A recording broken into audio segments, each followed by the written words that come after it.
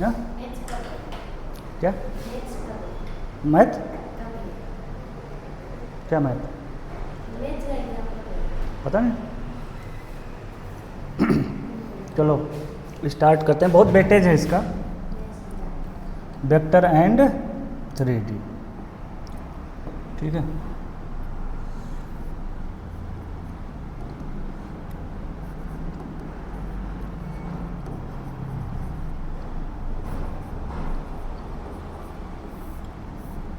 ठीक है।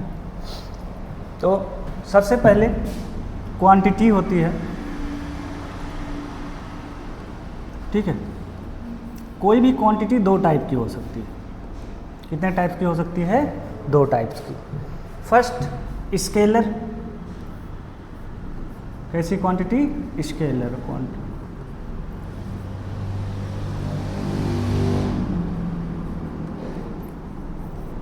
दूसरी कैसी हो सकती है? Vector quantity.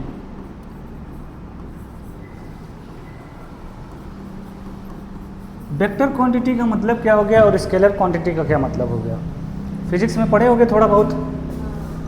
तो स्केलर क्वांटिटी का मतलब होता है ऐसी क्वांटिटी जिसको लिखने के लिए, रिप्रेजेंट करने के लिए, बताने के लिए सिर्फ मैग्नीट्यूड की ज़रूरत हो।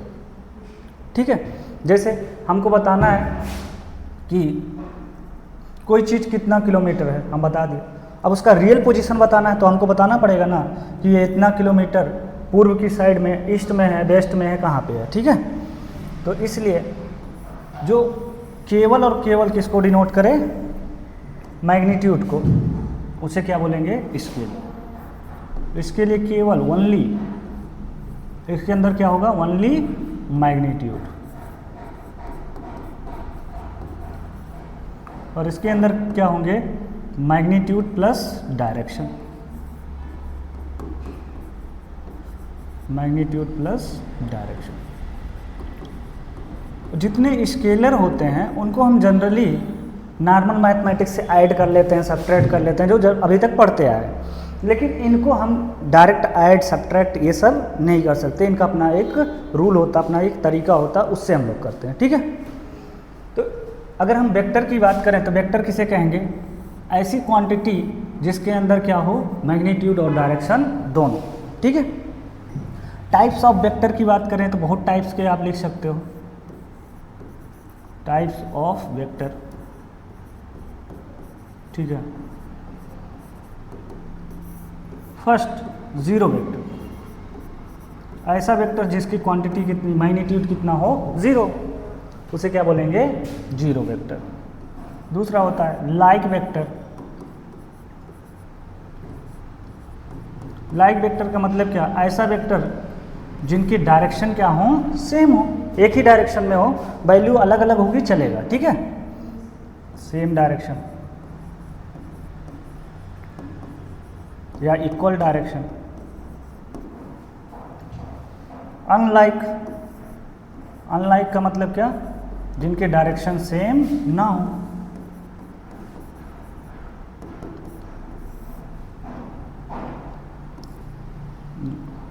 Direction is not same, direction not same. ठीक है, उनके डायरेक्शन सेम नहीं होंगे।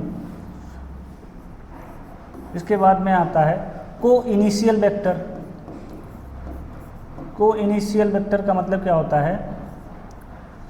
को इनिशियल वेक्टर मतलब क्या? ऐसा वेक्टर जिनके स्टार्टिंग पॉइंट क्या हो? सेम हो। इनिशियल पॉइंट क्या हो? सेम हो। जैसे ये यहीं से स्टार्ट हो रहे हैं सबके सब, तो ये कौन से वेक्टर हो गए? इनिशियल। को प्लेनर मतलब एक ही प्लेन में, जिन सबका आगे चर्चा होगा। को प्लेनर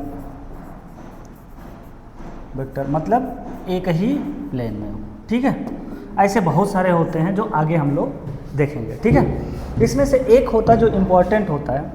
क्या इम्पोर्टेंट? वैसे सब हैं लेकिन ये कुछ ज़्यादा है। Unit vector. Unit vector, unit vector किसे कहते हैं? ऐसा वेक्टर जिसका मैग्नीट्यूड कितना हो? एक हो, वन। बस डायरेक्शन होगा इसका मतलब, तो अगर हमारे पास कोई वेक्टर ए वेक्टर है, ठीक है, अगर इसका मैग्नीट्यूड मॉड ए है, ठीक है, तो अगर इस वेक्टर में इसी के मैग्नीट्यूड से डिवाइड कर दें तो कितना हो जाएगा, 1 आ जाएगा। यानी कि किसी का अगर आपको यूनिट वेक्टर निकालना है तो उसको कैसे डिनोट करते हैं, कैप से। A cap equals to A vector upon mod A vector. इसके अंदर वैल्यू भी, मैग्नीट्यूड भी था, डायरेक्शन भी था, हमने मैग्नीट्यूड से क्या कर दिया, डिवाइड कर दिया, तो हमको क्या मिल गया, सिर्फ डायरेक्शन यानी कि यूनिट वेक्टर। ठीक है, इतने में कोई दिक्कत नहीं है। अब सेकंड आता है रिप्रेजेंटेशन ऑफ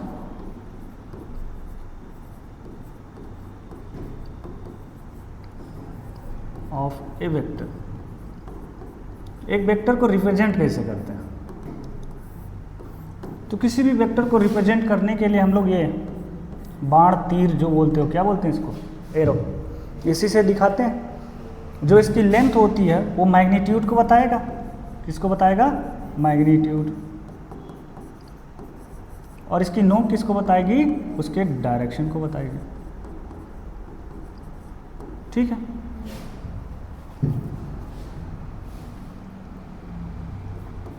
इसके बाद में आता है पोजीशन वेक्टर।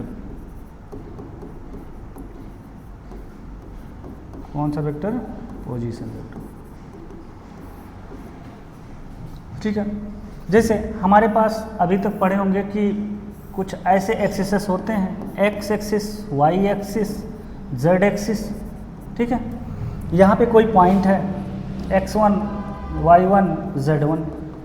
ठीक है, तो इसका पोजीशन वेक्टर क्या होगा, अगर इस पॉइंट को P बोल दें तो इसके कहाँ से, ओरिजिन से मिला दो, कहाँ से मिला दो, ओरिजिन से।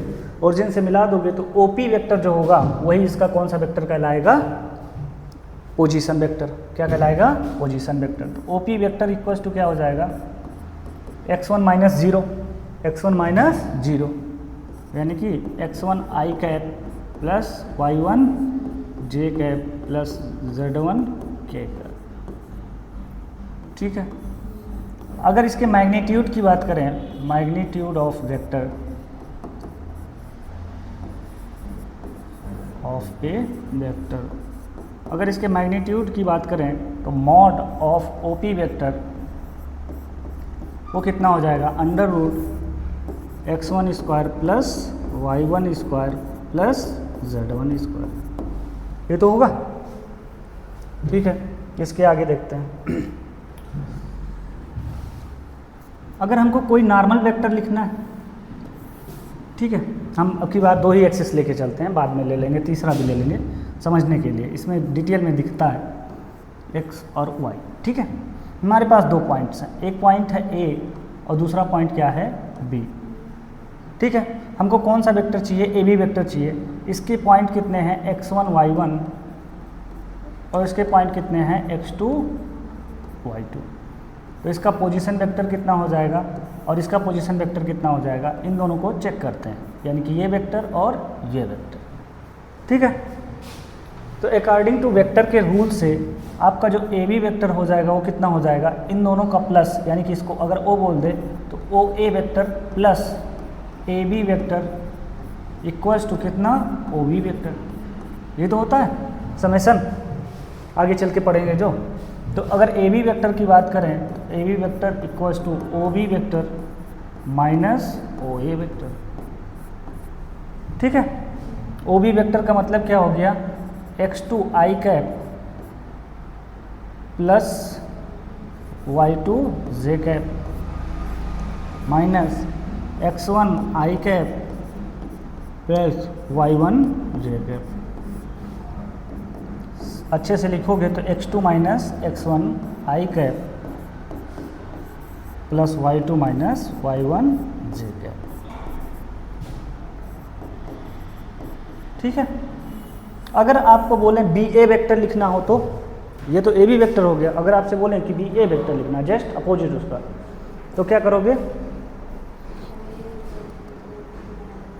हाँ जस्ट अपोजिट कर दोगे। ठीक है, इतने में कोई दिक्कत नहीं है। इसके बाद में आता है डायरेक्शन कोसाइन। इम्पॉर्टेंट है थोड़ा, डायरेक्शन कोसाइन।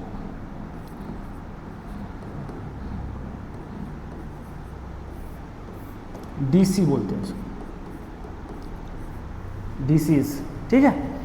अगर आपके पास ये आपके पास एक्सिस है, क्या है, एक्सिस। यहाँ पे कोई पॉइंट P है, x1 y1 z1, ठीक है। अगर इसको इनके एक्सिस से मिलाया जाए तो ये क्या बनाएंगे, कुछ ना कुछ तो एंगल बनाएंगे कि नहीं बनाएंगे। उस एंगल के कॉस वैल्यू को, उस एंगल के कॉस वैल्यू को हम लोग क्या बोलते हैं, डायरेक्शन कोसाइन। अगर x एक्सिस के साथ होगा तो उसको L से डिनोट करते हैं। L इक्वल टू कितना हो जाएगा, cos alpha. Cos alpha equal to क्या होता है, बेस अपॉन हाइपोटेनियस। तो जो बेस की वैल्यू होगी वो कितनी हो जाएगी, x एक्सिस पे बेस की वैल्यू यहीं पे x1 आएगी, और उसकी वैल्यू जैसे यहाँ से अगर हम ऐड करें, ठीक है, यहाँ से, तो ये हमारा अल्फ़ा, ये हमारा क्या हो गया, अल्फ़ा। तो ये वैल्यू कितनी हो गई, x1, और ये हमारा हो गया हाइपोटेनियस। हाइपोटेनियस कितना हो जाएगा, इस वेक्टर का रिजल्टेंट, जिसको क्या बोलोगे, r, क्या बोलोगे, r। और ये r की वैल्यू कितनी होगी, अगर हम इस OP वेक्टर को बोलें तो OP वेक्टर इक्वल टू कितना हो जाएगा, x1 i cap plus y1 j cap plus z1 k cap, ठीक है। तो हमारा r की वैल्यू कितनी हो जाएगी, यानी कि रिजल्टेंट की वैल्यू कितनी हो जाएगी, x1 square plus y1 square plus z1 square. इतने में कोई दिक्कत नहीं है। तो cos अल्फ़ा इक्वल टू कितना हो जाएगा, x1 अपान r, x1 अपान कितना हो जाएगा, r। m किसको डिनोट करते हैं, cos बीटा, y एक्सिस वाले को, तो y1 अपान r, और n equal to cos gamma equal to कितना हो जाएगा, z1 अपान r, ठीक है। इसको क्या बोलते हैं हम लोग, डायरेक्शन कोसाइन बोलते हैं। क्या बोलते हैं, डायरेक्शन कोसाइन, ठीक है। अगर हम इनको स्क्वायर करके ऐड कर लें, क्या कर लें, स्क्वायर करके ऐड कर लें, तो कितना आ जाएगा, 1 आएगा। कितना आएगा, 1। तो नोट पॉइंट में लिख लो, चाहे वैसे याद तो रहता ही है। l square plus m square plus n square equal to कितना होगा, 1। कैसे, आप इसको स्क्वायर करोगे अपन ये रूट का स्क्वायर हो जाएगा, तो सबका r की वैल्यू तो सेम है, ठीक है। प्रूफ करना है तो प्रूफ कर सकते हो, x1 square upon r square, y1 square upon r square, z1 square upon r square. तो डिनोमिनेटर सबका r स्क्वायर का मतलब कितना, x1 y1 z1 का स्क्वायर, और डिनोमिनेटर सेम है तो ऊपर ऐड करोगे तो x1 square y1 square z1 square, तो आपको वैल्यू कितनी मिल जाएगी, 1, ठीक है। ये इंपॉर्टेंट रिजल्ट है, ठीक है। ये आगे बहुत काम की चीज़ है। डायरेक्शन कोसाइन हो गया तो डायरेक्शन रेशियो आता है। डायरेक्शन रेशियो क्या होता है कि अगर हम इसमें किसी कांस्टेंट नंबर से मल्टीप्लाई या डिवाइड कर दें तो जो वैल्यू मिलती है उसको क्या बोलते हैं, डायरेक्शन रेशियो, ठीक है।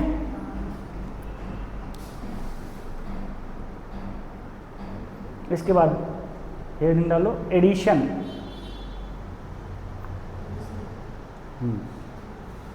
Addition of vectors.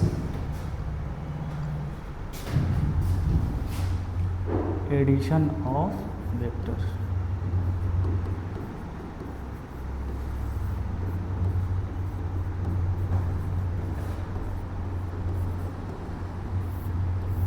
सबसे फर्स्ट ट्रायंगल लॉ या ट्रायंगल रूल बोल दो, ठीक है। ट्रायंगल लॉ, ट्रायंगल लॉ क्या कहता है कि अगर आपके पास, जैसे ये हमारे पास एक वेक्टर ए वेक्टर है, ये हमारे पास कोई दूसरा वेक्टर क्या है, बी वेक्टर है, तो ये हमारा कितना हो जाएगा, ए प्लस बी वेक्टर। कितना हो जाएगा, ए प्लस बी। ऐड करते वक्त एक चीज़ का ध्यान रखना कि आप इसका हेड है ये, तो ऐड करते वक्त दूसरे का टेल आना चाहिए, ठीक है। हेड को हेड से नहीं अटैच कर सकते, टेल को टेल से नहीं अटैच कर सकते, ठीक है।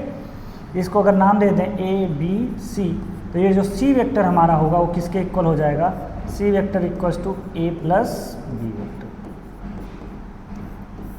यानी कि ये वेक्टर और ये वेक्टर इक्वल्स टू ये वेक्टर। ठीक है, कोई दिक्कत नहीं है। इसके बाद में आता है पैरेललोग्राम लॉ।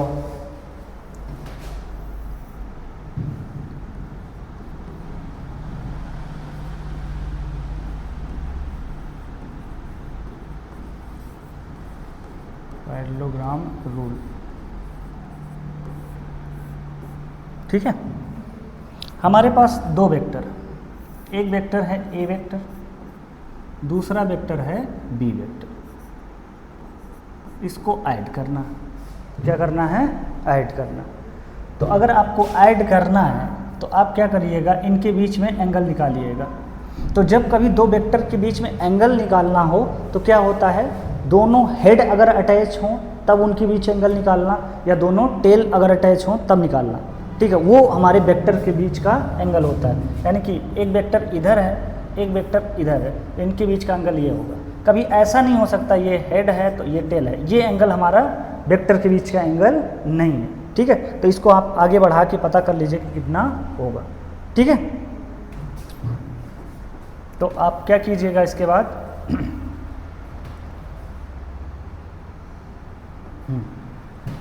इसको क्या करेंगे, तोड़ देंगे। ये हमारे मान लेते हैं इनके बीच का एंगल कितना है, थीटा। ये वैल्यू हो गई हमारी। इसको अगर हम इसी b के पैरेलल में एक और b ले लेते हैं, वही b,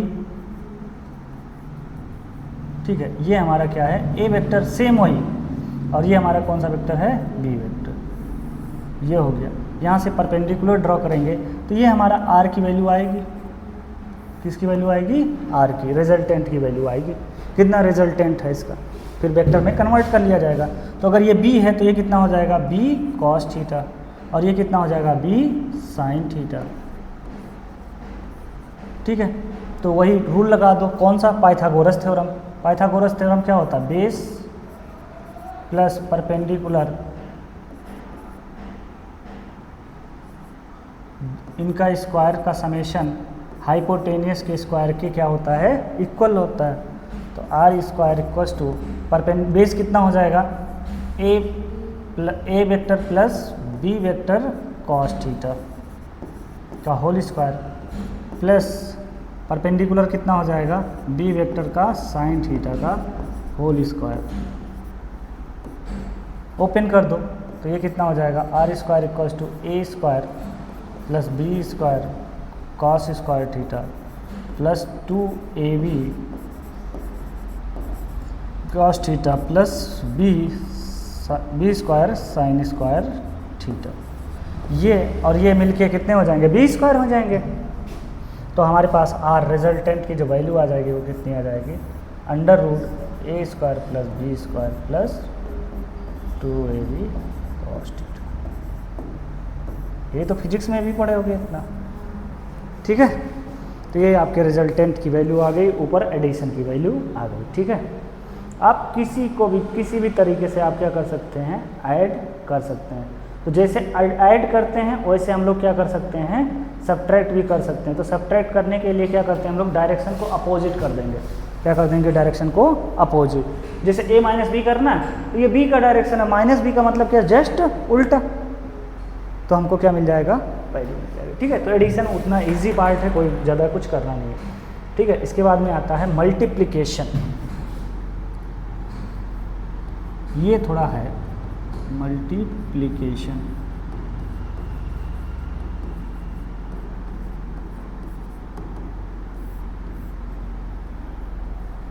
स्केलर मल्टीप्लिकेशन। फर्स्ट क्या हो गया, स्केलर मल्टीप्लिकेशन।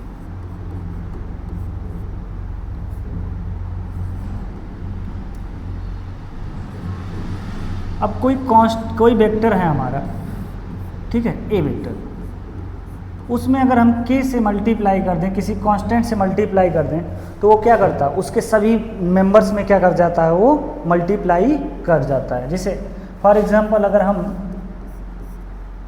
अब इसी को ऐसे लिख सकते हैं हम k into mod of A vector. होगा कि नहीं होगा? आराम से होगा। होगा कि नहीं होगा? है मॉड, देखो वही तो बता रहे हैं। एक वेक्टर है ए वेक्टर, वो है 2i cap 4j cap 4j cap plus √5k cap. ठीक है, अगर हम बोलें कि इसमें मल्टीप्लाई कर देते हैं हम 2 से, कितने से मल्टीप्लाई कर देते हैं? 2 से। देखो प्रूफ करते हैं इसको। 2 से अगर मल्टीप्लाई कर देते हैं तो 2a वेक्टर इक्वल्स टू कितना हो जाएगा? 4i कैप प्लस कितना हो जाएगा? 8j cap plus 2√5k cap. ठीक है, इनकी अगर वैल्यू निकाली जाए, इनकी अगर क्या निकाली जाए? वैल्यू निकाली जाए, तो इनके अलग अलग का मॉड ये कर सकते हैं। इनके अलग अलग का मॉड, यानी कि इसका जो मॉड आएगा 2a वेक्टर का मॉड, मतलब क्या? इसकी वैल्यू ये कितना हो जाएगा? 4 का 16, 8 8 जा कितना हो जाएगा? 2 2 जा 4 और इंटू 5 20, कितना हो गया टोटल? कितना हो गया? क्या? अच्छा हाँ, प्लस टोटल कितना हो गया? ये 100 हो गया। तो ये कितना आ गया? 10। अब इसी चीज़ को इधर प्रूफ करते हैं। k की वैल्यू कितने से मल्टीप्लाई किए थे? 2 से। मॉड a की वैल्यू लिखते हैं 2 into mod a। Mod a की वैल्यू कितनी हो जाएगी? √2 का स्क्वायर 4 प्लस 4 का स्क्वायर 16 प्लस √5 का स्क्वायर 5। ये कितना हो जाएगा? 25। ये 5 हो गया और 5 2 जा 10। ठीक है, तो उसमें मल्टीप्लाई करके चाहे निकालो चाहे डायरेक्ट मल्टीप्लाई कर दो, कोई फ़र्क पड़ने वाला नहीं। ठीक है, इतने में कोई दिक्कत नहीं।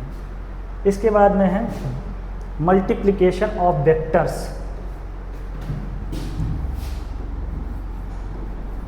मल्टीप्लिकेशन, अभी लिख लेना, ऑफ वेक्टर्स।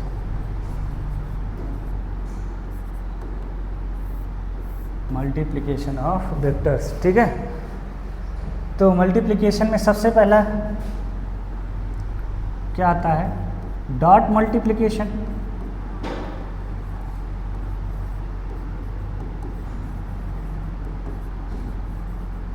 और इसी को स्केलर मल्टीप्लिकेशन भी बोलते हैं। क्या बोलते हैं? Scalar multiplication.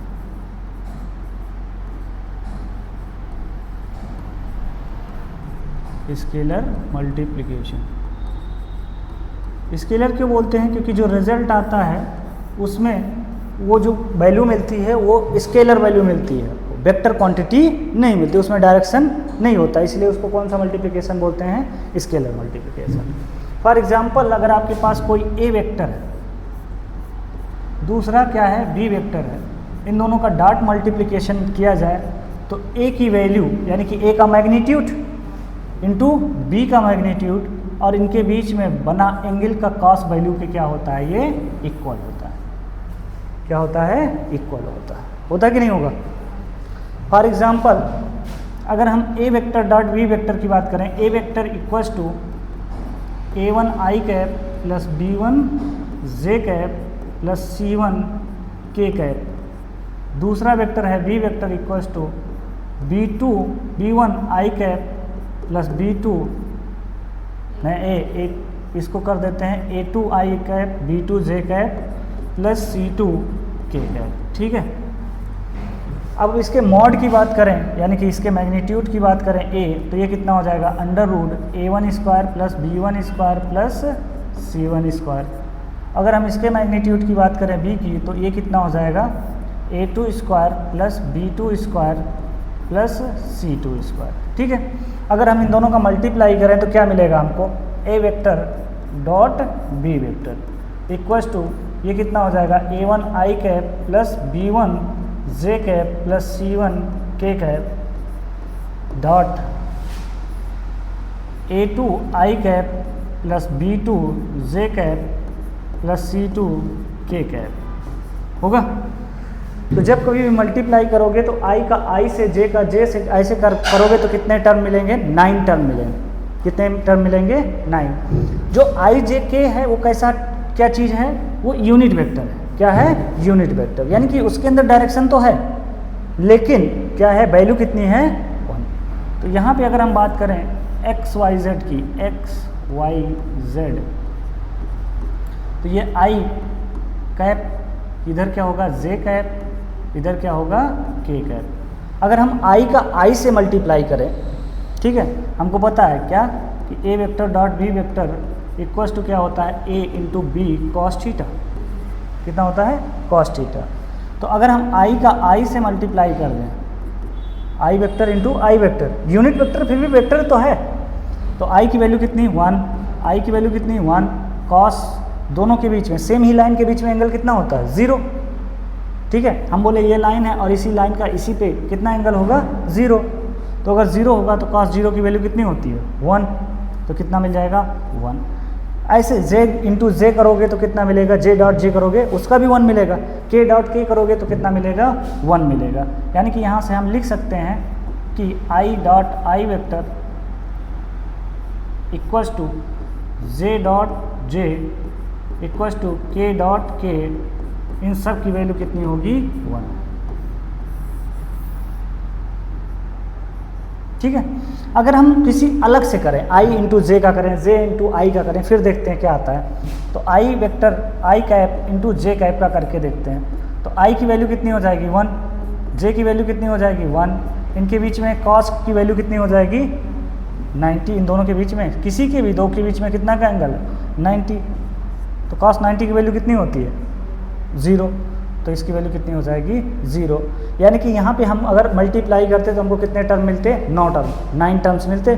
ठीक है, लेकिन हम सबको नहीं लिखेंगे। क्यों नहीं लिखेंगे? क्योंकि सेम का मल्टीप्लाई करोगे तो 1 आएगा, लेकिन अगर किसी अदर का कर दिए आप, i का j से कर दिए, या फिर j का k से कर दिए, या फिर k का i से कर दिए, या सिमिलरली इस टाइप के कुछ भी कर दिए आप अलग किसी भी दो अपोजिट का, तो उसकी वैल्यू कितनी आ जाएगी? 0। इसीलिए हम ये 9 टर्म ना लिख के कितना टर्म लिखेंगे? सिर्फ और सिर्फ 3 टर्म लिखेंगे, 3 टर्म्स लिखेंगे। तो a vector dot b vector equals to कितना आ जाएगा हमारा? a1 a2 plus b1 b2 plus c1 c। होगा कि नहीं होगा? होगा। जल्दी से लिखो, बाद में लिख लेना इसको, ठीक है, बात को समझो पहले। तो यहाँ पे अगर हम एंगल निकालना चाहें दोनों के बीच में, क्या निकालना चाहें? एंगल, तो हमारे पास क्या था? a vector dot b vector equals to क्या था? ab cos theta. कुछ रिजल्ट निकालते हैं इनसे, क्या? तो हम अगर cos थीटा निकालना चाहें तो cos theta equals to a vector dot b vector upon ab होगा। cos theta a vector dot b vector अभी हम लोग पढ़े हैं, कितना था? a वेक्टर डॉट b वेक्टर कितना आया था? a1 a2 b1 b2 c1 c2, ये तो था। तो यानी कि ये कितना हो जाएगा? a1 a2 plus b1 b2 plus c1 c2, और इसकी वैल्यू कितनी हो जाएगी? Mod a1 square plus b1 square plus c1 square into a2 square plus b2 square plus c2 square होगा। यहाँ से आप सबकी वैल्यू रख के किसकी वैल्यू निकाल सकते हैं? एंगल की वैल्यू निकाल सकते हैं। ठीक है, अगर यहाँ से कुछ रिजल्ट, सम रिजल्ट्स की बात करें, अगर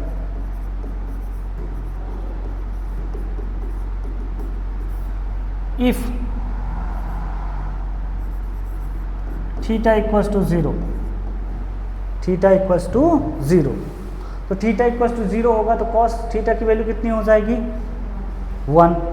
अगर 1 हो गया तो इसका मतलब कितना? उसको सॉल्व करोगे क्या मिलेगा आपको? बताओ क्या मिलेगा? अगर आप कहें कि अगर आपको थीटा की वैल्यू कितनी कर दें? 0 कर दें, तो क्या मिलेगा आपको? 1 मिलेगा। हाँ, तो a1 b1 c1 a2 b2 में सब में रिजल्ट निकाल के बताओ कोई। जो रिजल्ट निकलता निकाल के दिखाओ।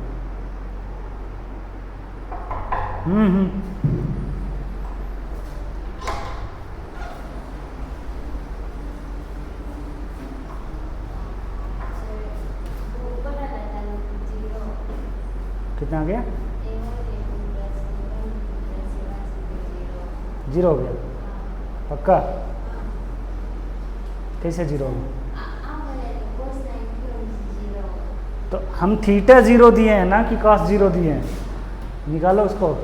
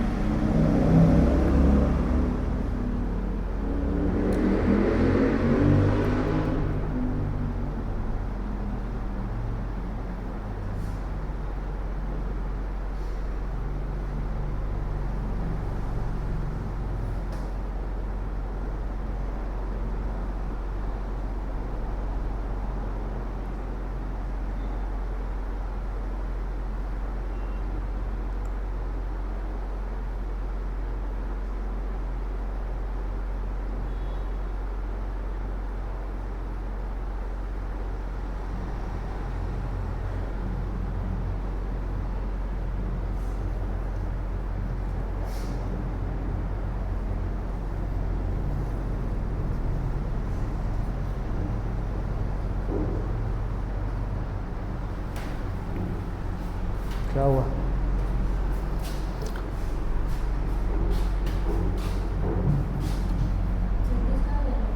कॉस अगर थीटा की वैल्यू 0 रखोगे तो कॉस थीटा इक्वल टू कितना हो जाएगा? 1। तो अगर ये 1 हो जाए तो इनमें relation a1 b1 a2 b2 में क्या रिलेशन आएगा? यानी कि 1 equal to a1 a2 plus b1 b2 plus c1 c2 upon root a1 square plus b1 square plus c1 square into a2 square plus b2 square plus c2 square. एक relation निकलता है, वो निकालो। क्या निकलता है रिलेशन? सेकेंड रिजल्ट के लिए, हाँ इसको निकालना बैठ के आराम से।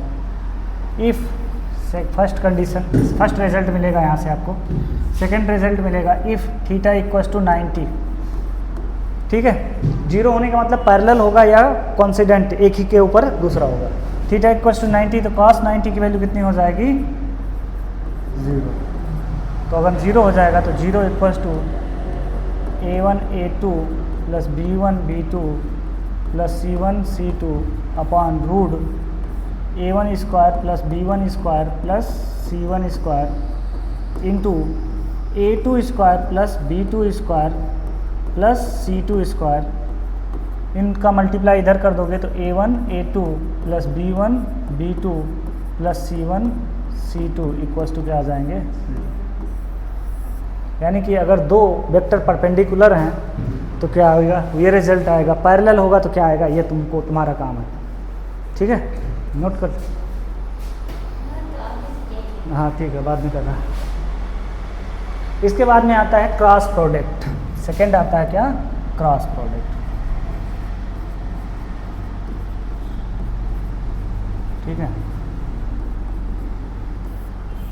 क्रॉस प्रोडक्ट में क्या होगा कि आपके पास एक वेक्टर ए वेक्टर है, दूसरा क्या होता है? B vector. अगर क्रॉस वेक्टर करोगे या क्रॉस मल्टीप्लिकेशन करोगे तो ये क्या होता है? ए का मैग्नीट्यूड इंटू बी का मैग्नीट्यूड क्या होगा? Sine theta. साथ में एन कैप आता है, इसीलिए इसको कौन सा प्रोडक्ट बोलते हैं? इसको वेक्टर प्रोडक्ट भी बोलते हैं। कौन सा प्रोडक्ट बोलेंगे? Vector product. एन कैप क्या होता है? डायरेक्शन को दिखाता है। कौन सी डायरेक्शन को? जो ए और बी दोनों के परपेंडिकुलर हो, जो ए और दोनों के परपेंडिकुलर हो। ठीक है, देखो अगर ये ए वेक्टर हमारा एक्स एक्सिस की तरफ हो, ठीक है, ये दूसरा किस एक्सिस की तरफ हो, वाई एक्सिस की तरफ बी वेक्टर हो, ठीक है, टोटली, तो जो हमारा वैल्यू आएगा वो इन दोनों के क्या आएगा, ये तो हमारी एरिया आ जाएगी प्रोडक्ट वाली, मैग्नीट्यूड वाली, और जो हमारा डायरेक्शन आएगा इन दोनों के पैरेलल, अरे परपेंडिकुलर आएगा, क्या आएगा, परपेंडिकुलर, यानी कि यहाँ पे जो डायरेक्शन आएगा वो क्या आएगा, जेड कैप आएगा, क्या के कैप आएगा, किसको दिखाएगा, इन दोनों के परपेंडिकुलर, ठीक है।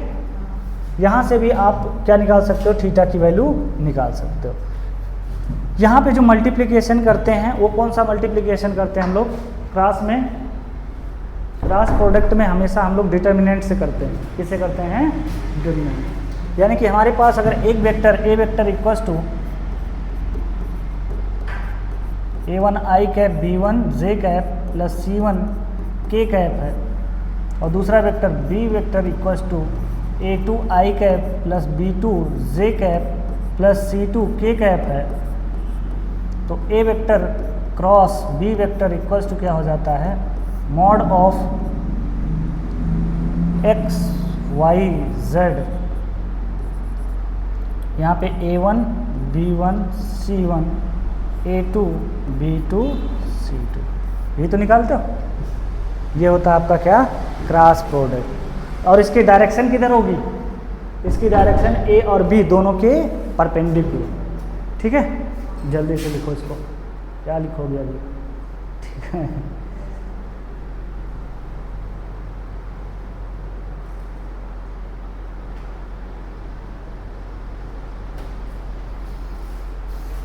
तो आगे कल इसके आगे स्टार्ट करेंगे, इसके क्वेश्चन जितने हो सकते हैं लगा लेना, ठीक है। अभी बैठ के नोट करो।